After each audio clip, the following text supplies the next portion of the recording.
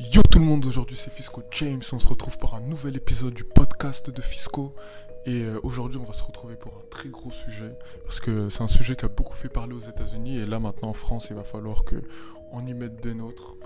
C'est un sujet très très important, c'est un sujet franchement, on va dire c'est un sujet qui n'est pas beaucoup traité en France, en profondeur. Souvent on essaye de se cacher autour de la victimisation, aujourd'hui on va essayer de casser quelques barrières, et voilà. Comme vous savez, on va commencer avec le spam, très très important. Fisco James, c'est un nouveau média. On est présent sur YouTube, Instagram, TikTok, Twitter. N'hésitez pas à vous abonner à n'importe quel canal d'information. Si vous êtes sur YouTube, abonnez-vous, activez la cloche de notification pour être informé à chaque fois qu'une nouvelle vidéo sort. Suivez le compte Instagram, parce que c'est sur Instagram que je poste la majorité de mes contenus. Après, si vous êtes plutôt des gens qui aimez lire des articles, vous pouvez aussi aller sur mon site fiscojames.com pour pouvoir regarder des actualités, regarder des commentaires sportifs et aussi des paroles de chansons du monde afro, telles que du zouk, de l'afro. Voilà, et ensuite vous pouvez aussi regarder TikTok si vous aimez rire, parce que c'est là que je mets mes vidéos drôles. Sur YouTube, vous avez aussi accès à mes shorts, avec mon short le plus récent qui est le RERD. Parce que vous savez, pour ceux qui vivent en Ile-de-France, vous le savez sûrement, mais le RERD c'est vraiment une dinguerie. Et quand je dis une dinguerie, c'est que c'est une dinguerie. Je pense que vous avez même pas l'idée de ce que c'est. Chaque jour, à chaque fois que vous prenez le RERD, il y a une nouvelle dinguerie. Ça veut dire vous le prenez lundi, il y aura un problème. Mardi, ce sera un nouveau problème. Mercredi, ce sera un nouveau problème. Le seul moment de la semaine où il n'y a pas de problème sur le RERD, c'est le dimanche. Et même le dimanche, on va dire l'été. Entre juillet et août, au moment où la fréquentation est vraiment au plus bas, c'est là où il n'y a pas de problème. Sinon, c'est grave. Et tout le monde sait, enfin tous ceux qui prennent le RERD savent que la gare la plus impactée par tous les problèmes du quotidien, c'est Maison-Alfort, Alfortville. Et c'est justement ça que j'ai dépeint dans cette vidéo. Et allez la voir, vous allez rigoler. Et n'hésitez pas à la partager aussi, c'est important.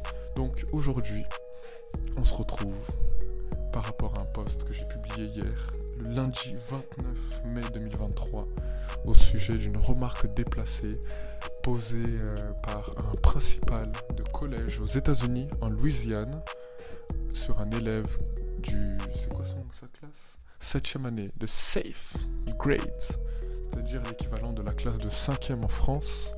Et les propos de ce principal ont scandalisé l'Amérique tout entière. Et aujourd'hui, on va dire des choses on va essayer de voir avec plus de profondeur les propos de ce professeur. On va essayer de voir si ce qu'il a dit est légitime, si ce qu'il a dit n'est pas légitime. En tout cas, moi, mon rôle, ça ne va pas être de tomber dans la victimisation perpétuelle dans laquelle beaucoup de gens sont. On va essayer de regarder de manière froide et franche pourquoi ce monsieur a été emmené à penser ça, et aussi est-ce que c'est de la faute du petit, est-ce la faute des parents, est-ce la faute de la société, ou est-ce la faute de personne, tout simplement. En tout cas, c'est ce qu'on va essayer de déterminer, et on commence déjà avec la news en tant que brève.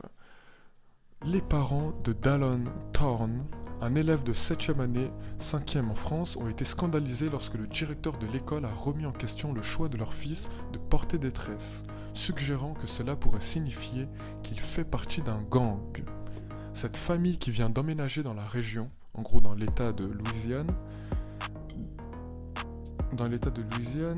région troublée par les questions du directeur, car les tresses sont une coiffure courante qui ne vont pas à l'encontre du règlement de cet établissement privé. Vous savez, aux États-Unis, c'est assez fréquent que les gens fréquentent des établissements privés. En France, le privé et le religieux, c'est lié, mais pas tellement, mais aux États-Unis, c'est quand même assez lié. Après, malgré avoir contacté le directeur pour discuter de l'incident, le directeur principal, ils n'ont pas reçu de réponse satisfaisante. En effet, le directeur a justifié ses actions en mentionnant des inquiétudes concernant la culture des jeunes d'aujourd'hui, en disant que les jeunes sont influencés par le rap et que le rap promeut la violence et la drogue. Et j'avais oublié, mais il fallait que je précise aussi la délinquance. Il a aussi affirmé que les enfants devraient avoir des coupes de cheveux traditionnelles. les parents ont été perplexes quant aux raisons pour lesquelles la coiffure de leur fils a suscité une telle réaction et ont décidé de le transférer dans une nouvelle école en raison du manque de compréhension culturelle du directeur. Donc, comme vous pouvez le voir, c'est quand même des propos assez surprenants. Un directeur qui remet en cause la coupe de cheveux d'un élève et qui essentialise sa coupe de cheveux par rapport à un phénomène qui est le gangstérisme. Donc là, ce qu'on va faire, c'est qu'on va quand même parler, du prof qui préfère les coupes de cheveux traditionnelles. Vous savez, en France, et je sais que très récemment il y avait eu un débat autour de ça, il y avait eu un monsieur à Air France qui avait eu des problèmes avec son employeur Air France, qui avait dit que les locks n'étaient pas une coiffure de cheveux tolérée pour... je crois qu'il était hôte de l'air, ou je sais plus, mais en tout cas il travaillait dans l'aviation. Et ils avaient dit que c'était une coiffure de cheveux qui ne passait pas pour... c'était pas professionnel. Ça, pour moi, c'est de l'injustice. Parce que, à quel moment une coiffure de cheveux détermine quelle personne t'es. Ça se trouve, le monsieur, c'était le meilleur hôte qu'il savait. Il parlait peut-être, 20 langues pour abuser. Et, sous ce seul critère, ils ont décidé de le barrer. Là, pour moi, je me dis que les tresses, c'est pas une coiffure qui fait voyou en tant que tel. En fait, il faut comprendre l'idée qu'il y a derrière. Aux États-Unis, et moi c'est ce que je reproche justement, il n'y a pas qu'aux États-Unis, en France il y a aussi ça. Vous savez, il y a des styles, comme on dit, l'habit ne fait pas le moine. Pour moi, c'est faux. C'est faux. Ils ont essayé de mentir aux gens. Et en fait, c'est des excuses qui sortent pour essayer de, soit accepter tel que t'es. De toute façon, c'est comme le slogan de McDo, venez comme vous êtes. C'est faux. Dans la vraie vie, tu peux pas venir comme t'es et accepter que... tu peux pas venir tel que t'es, sans faire de changement sur toi-même, et te dire que c'est laisser aux autres de changer. Là, quand je dis ça, je dis pas que le monsieur ne devrait pas porter des locks, mais je voudrais parler du cœur du problème, parce que ça, pour moi, c'est un symptôme. C'est-à-dire qu'il y a une maladie, elle est profonde, et ça, c'est un symptôme. Ça veut dire que c'est une conséquence qui découle de la maladie dont je vais vous parler maintenant. Quel est le problème ? Le problème, c'est que dans la communauté afro, et il faut se le dire clairement, parce que ça, c'est des trucs que malheureusement personne n'ose parler clairement. Dans la communauté afro, on se met pas forcément en avant pour les bonnes choses. Je m'explique. Quand vous voyez le rap aujourd'hui, parce que à l'époque de nos grands frères, quand le rap a été inventé dans les années 90, je crois que c'était 85 ou 87, mais dans les années 90, 2000, le rap c'était vraiment des personnes qui rappaient leur quotidien, c'est-à-dire qu'ils étaient dans la souffrance, c'était dur, la vie était compliquée, et ils rappaient leur complexité. Et ils rappaient...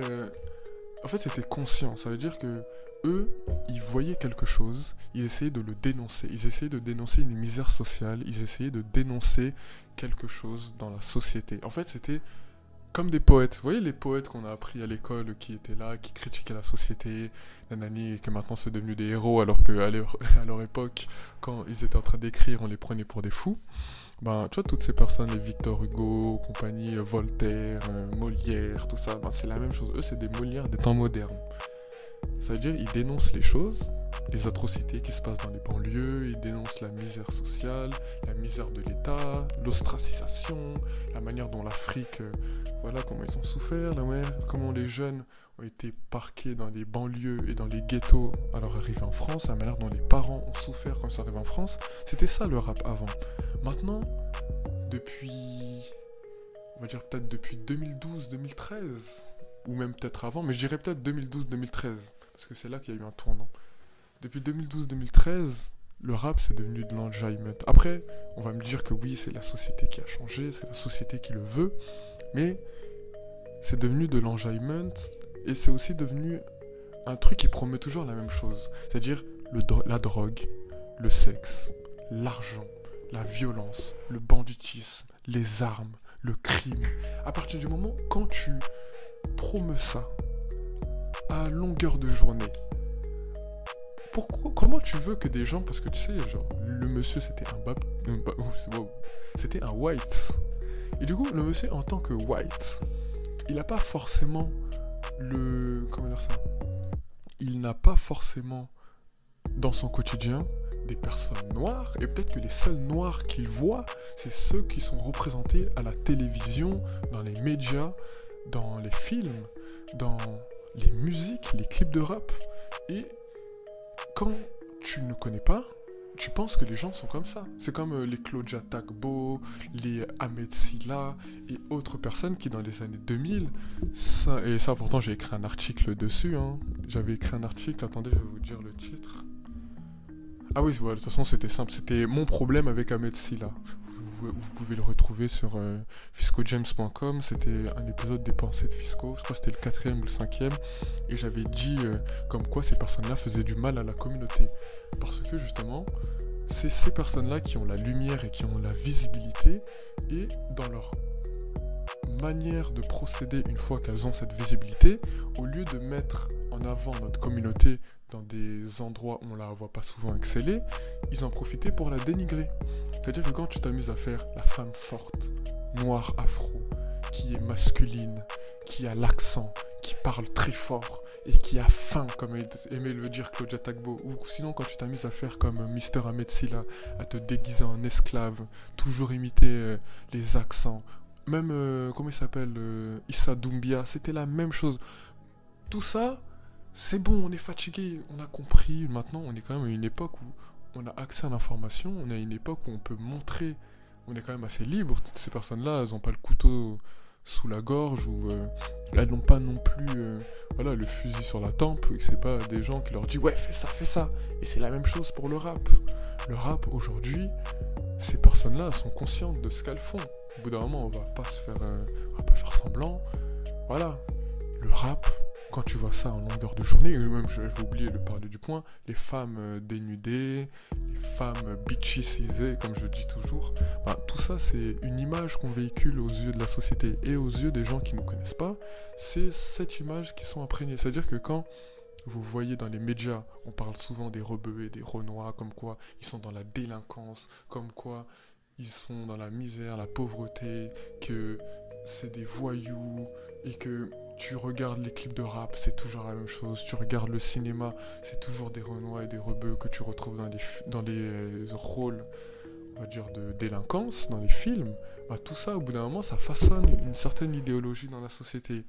Et en parlant de détresse, du coup, pour revenir, aux États-Unis, un bon nombre de délinquants sont quand même des gens qui ont... Après, on va pas faire une essentialisation des choses, mais il y a beaucoup de voyous ou de membres de gangs aux États-Unis qui ont soit des longs cheveux, ou soit ils font des tresses. Et à cause de ces personnes-là, c'est vu comme étant des coiffures de voyous. C'est comme les locks. Ça, après, c'est une construction sociale aussi. Mais pour les locks, vu que très souvent, quand les gens voient des gens loxés, on va dire que c'est des crackheads. C'est pas des crackheads, mais c'est des gens qui fument, c'est des gens qui boivent. C'est des gens, ils sont... Voilà, tu vois, le style jamaïcain, fumeur. Du coup, les autres, quand ils rencontrent une personne loxée, ils se disent que c'est une personne qui fume, c'est une personne qui boit, c'est une personne... Et c'est inconscient dans la tête des gens. Et ça, c'est dommage. Franchement, c'est dommage. Et là, c'est la même chose que le petit, il a subi par rapport à son principal, qui lui a demandé s'il faisait partie d'un membre... Ou si c'était un membre de gang parce qu'il avait des tresses. Moi, je dis... pourtant, j'ai eu un débat avec une personne qui s'appelle Faldou. Je lui ai dit l'exemple que ma mère me sortait. Vous savez, moi, quand j'étais jeune... Pourtant, je suis pas vieux, hein, mais j'ai 24 ans. Mais quand j'étais... au collège, lycée, enfin on va dire seconde. Quand j'étais en seconde, j'ai décidé de me faire pousser les cheveux parce que je voulais avoir beaucoup de cheveux. Vous connaissez, quand on est ado, on a toujours une crise comme ça où on a envie de faire pousser ses cheveux pour voir à peu près ce que ça va donner et qu'est-ce que ça va faire. Et plus mes cheveux poussaient et plus ma mère elle me disait coupe, c'est pas bien d'en avoir. Et pourtant ma mère c'est une renois, c'est-à-dire qu'on est dans la team afro, et elle me disait coupe tes cheveux, faut pas du tout laisser ce genre de coiffure parce que c'est des coiffures de voyous. Elle me disait que, en gros, je l'ai laissé pousser pour pouvoir faire des tresses, et elle m'a dit que les tresses c'était une coiffure de voyous. Voyou, vous avez bien entendu, une coiffure de voyou. Parce que, moi je suis congolais d'origine, au Congo, les voyous portent des tresses ou portent des longs cheveux. Donc, quand on dit, parce que j'avais eu un débat qui me disait oui, mais c'est la société qui fait ça, qui montre que oui, qui veut nous faire croire que c'est une coiffure de voyou, c'est pas du tout la société. C'est quand au bout d'un moment aussi, au pays, moi on va pas dire que je sais comment ça se passe, mais c'est vrai que quand tu regardes par exemple les membres de gangs dans les Caraïbes, ou tu regardes des membres de gangs aux États-Unis, ou tu regardes même en Afrique, ben souvent c'est des personnes qui ont des coiffures comme ça. Si franchement j'ai même pas les mots, mais vous avez capté le délire. Pour moi le truc c'est une question de représentation, et je peux comprendre totalement que pour certaines personnes c'est pas juste, mais au bout d'un moment, pour moi, je peux comprendre que les tresses, ça fasse peur à certaines personnes. Même si moi, ça me dérange pas. Pour moi, les tresses, c'est juste une coiffure, il n'y a pas de connotation derrière. Mais pour ces personnes-là qui ne nous connaissent pas et qui ne savent pas que c'est culturel, parce que en Afrique, les tresses, c'est quand même un truc culturel, tout comme la coiffure afro. Sortir avec un afro, ça fait partie de notre identité. Les tresses font partie de notre identité, et dans beaucoup de cultures, dans toute l'Afrique, il y a des hommes, il y a des femmes tressées. Et c'est pour ça que normalement, ça ne devrait pas être connoté. En Occident, normalement, si tout se passerait bien, ces personnes-là n'auraient pas ce genre d'idée. Mais, à cause de ce que nous, on met en avant, c'est-à-dire cette culture du banditisme, cette culture des gangs, nanana, c'est ce qui se produit. Donc pour moi, la solution pour ça, pour éviter ce genre de quiproquo, ce genre de truc bête, il faudrait tout simplement arrêter de mettre en avant le rap violent. Et en plus, sans parler du fait que les autres qui ne nous connaissent pas ont après cette image de délinquance à propos des noirs et des rebeux, le rap, il y a des gens, par exemple moi j'ai grandi, c'est-à-dire que j'ai été assez conscient, j'ai été aussi assez éduqué pour comprendre que les rappeurs, ce qu'ils disaient généralement, c'était pas vrai. Parce que quand tu vends de la drogue, je pense pas que tu fais des musiques qui vont le répéter et qui vont être jouées partout et qui vont te dénoncer. Parce que quand tu vends de la drogue, tu veux être discret, parce que la police peut écouter aussi la musique et peut aussi très vite t'arrêter. Alors que là, eux, ils expliquent tout ça, ils expliquent comme quoi, oui, c'est des bandits, c'est des voyous, ils vivent, nanani, nanana. Mais en vrai, c'est pas des voyous. Et le truc, c'est que cette mauvaise influence peut jouer sur la jeunesse. La jeunesse qui, très souvent, parce que quand tu regardes le public de ces gens-là, souvent c'est des adolescents. Et les adolescents, c'est des personnes assez malléables, c'est des personnes qui ne connaissent pas encore la vie. Et c'est aussi un âge où tu as envie de te sentir exister. C'est un âge où tu as envie de créer ton identité. Et quand tu passes ton temps à écouter ce genre de musique, au bout d'un moment, tu deviens... On va pas dire c'est mécanique, mais ça te met des mauvaises idées.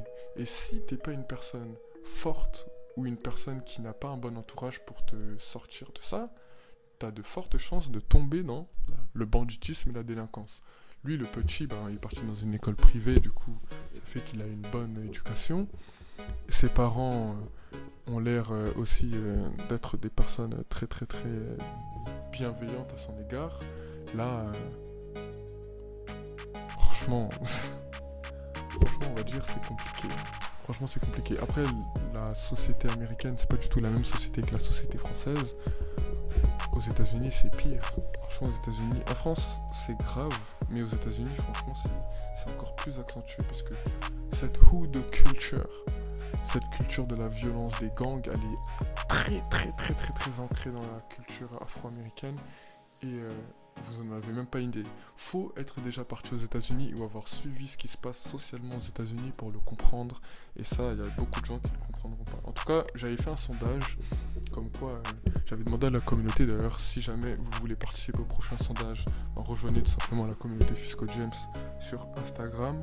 J'avais fait un sondage où j'avais demandé, est-ce que pour vous, les tresses étaient une coiffure de voyou? Il y a 3 personnes qui ont voté oui et environ, je crois, 60 personnes qui ont voté non. Du coup, vous êtes majoritairement à penser que du coup, c'est pas une coiffure de voyou, tout comme je le pense aussi. Mais en tout cas, on va voir qu'est-ce que ça va faire dans les années à venir. Mais en tout cas, pour moi, en conclusion, c'est une question. En fait, ils sont fautifs et on est aussi fautifs. Ils sont fautifs parce que c'est bête d'essentialiser une personne en fonction de sa coiffure ou aussi en fonction de son style vestimentaire. Parce qu'il y avait aussi quelques mois, j'avais parlé d'un bowling dans la région lyonnaise qui avait demandé aux personnes, aux clients, de venir avec des tenues correctes exigées et qui avait interdit le port du jogging. Parce que le jogging, pour eux, c'était une tenue de voyou. Là, c'est la même chose. C'est les tresses, coiffure de voyou. C'est bête. Mais après, au bout d'un moment, c'est aussi de notre faute. Parce que quand tu vois que la plupart des voyous ont ce style vestimentaire de Lacoste TN, plus sacoche et compagnie, et quand je dis survêtement de football, et là, tu vois aussi les tresses. Et ça, c'est nous. C'est pas eux, c'est nous. C'est-à-dire que eux, ils ont leur tort, mais nous aussi, on a notre tort dans notre manière de nous représenter vis-à-vis des gens qui ne nous connaissent pas. C'est-à-dire que le jour où on aura des films ou des musiques ou tout ce que vous voulez, des choses, des initiatives qui mettront en avant les Renois et les Rebeux de manière glorieuse, un Rebeu qui devient ministre, un Renois qui devient président, un Renois chef d'entreprise, un Rebeu PDG, plein de choses comme ça, là, on pourra, vous allez voir, la société va totalement changer, on aura une vision différente de nous. Mais quand, à chaque fois qu'on regardera la télé, on verra que c'est un Renois qui vole le goûter d'un petit whiteos en école maternelle, voilà, vous comprenez le truc. En tout cas, je pense que j'ai déjà dit tout ce que j'avais à dire dessus. Ça fait 22 minutes. En tout cas, si jamais vous avez validé, n'hésitez pas à mettre un pouce en l'air, très important pour le référencement. Et n'hésitez pas aussi à vous abonner, vous savez, vous connaissez. En tout cas, voilà, j'ai dit tout ce que j'avais à dire sur ce sujet. Si jamais vous avez des remarques ou des questionnements ou que vous voulez rebondir sur ce que j'ai dit, vous avez la section commentaires et vous pouvez aussi m'envoyer un mail à contact@fiscojames.com ou m'envoyer un message privé sur Instagram directement. Je réponds assez rapidement. Du coup, voilà. En tout cas, j'espère que vous avez kiffé les gens. On se retrouve pour un nouvel épisode très prochainement. Sur ce, peace out.